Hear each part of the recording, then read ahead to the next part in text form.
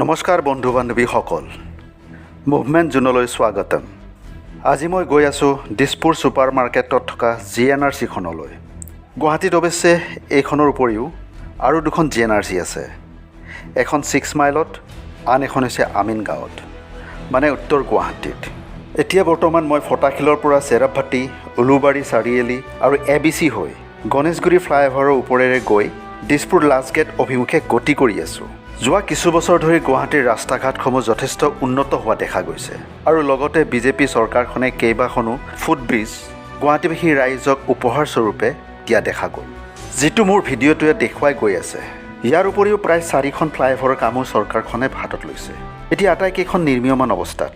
সঁচা কথা ক'বলৈ গ'লে গুৱাহাটীখনক মেট্ৰপলিটান চিটি এখনলৈ ৰূপান্তৰিত কৰিবলৈ চৰকাৰখনে দিনে নিশাই অৰহৰ চেষ্টা চলাই আছে। আপোনালোকে গুৱাহাটীলৈ আহিলে ইয়াৰ প্ৰমাণ পাই যাব। আৰু এইখনেই হ'ল দিছপুৰৰ ফ্লাইঅভাৰ, আৰু ফ্লাইঅভাৰ পাৰ কৰিয়ে মই ছুপাৰ মাৰ্কেটত সোমাই গ'লোঁ। এইখনেই হ'ল দিছপুৰৰ ছুপাৰ মাৰ্কেট, আপোনালোকে ভিডিঅ'টোত দেখা পাই আছে। এতিয়া মই আহি পালোঁ দিছপুৰ GNRC। খুব ব্যস্ত পৰিৱেশ। সন্মুখৰ ৰাস্তাটো খুব আহল বহল নহয় যদিও ইয়াত কোনো ধৰণৰ যান বাহনৰ ভিৰ দেখা নাযায়। GNRCখনৰ ঠিক সন্মুখত থকা ঠাইখিনিত গাড়ী ৰখোৱাৰ বাবে হস্পিটেলখনৰ কৰ্তৃপক্ষই এখন খুব সুন্দৰকৈ পাৰ্কিঙৰ ব্যৱস্থা কৰি দিয়া দেখা গ'ল। ৰাস্তাটোৰ দুই কাষে চাহৰ দোকানসমূহৰ সৈতে আনটোৰ পাৰত ডাঙৰ ডাঙৰ লজসমূহৰ লগত 2-3খন ফাৰ্মাচী দেখা গৈছে।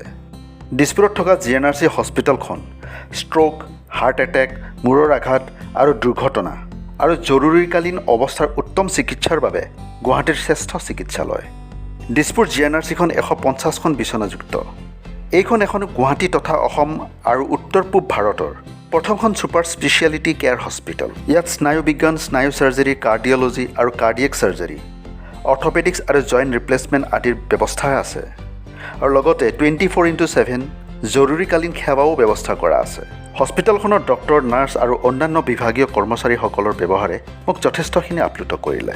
আশা ৰাখিছোঁ আপোনালোকেও চিকিৎসা সংক্ৰান্তত ইয়ালৈ আহিলে এওঁলোকৰ ব্যৱহাৰে ইতিবাচক প্ৰভাৱ পেলাব।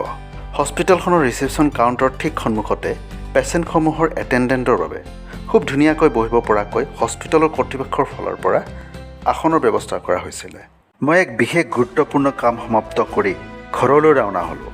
ঘৰমুৱা হৈ উভতাৰ পথত মই আকাশলৈ দৃষ্টি নিক্ষেপ কৰাত কলা ডাৱৰে আকাশখন ছানি ধৰা দেখা পাইছিলোঁ। ভাল লাগিছিল মনটো।